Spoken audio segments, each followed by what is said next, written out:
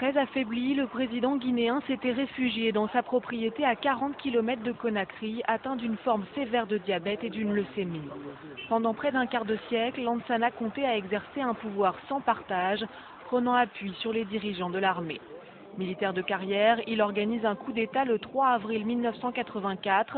Accueilli comme un sauveur, il libère les prisonniers politiques, prône le libéralisme économique, rédige une nouvelle constitution et instaure le multipartisme. Ma volonté a toujours été d'organiser des élections régulières, libres et transparentes. Mais Lansana Conté passera rapidement de démocrate à dictateur. En 1993, il est réélu.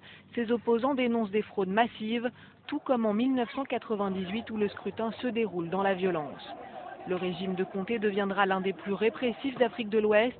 Torture, détention illégale, exécution sommaire, tous ses opposants sont emprisonnés, à commencer par Alpha Condé, le plus virulent de tous. Ce n'est pas une idée seulement qu'on met en prison. On met en prison partout quand il y a des fautes.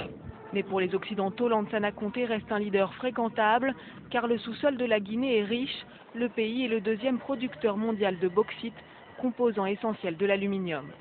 En 2003, Lansana Conté se fait une nouvelle fois élire, après avoir modifié la constitution qui lui interdisait un troisième mandat. Mais la pénurie s'installe dans le pays, plus de la moitié de la population vit en dessous du seuil de pauvreté. Début 2007, l'exaspération donne lieu à plusieurs semaines d'émeutes, écrasées dans le sang. La répression fait près de 200 morts.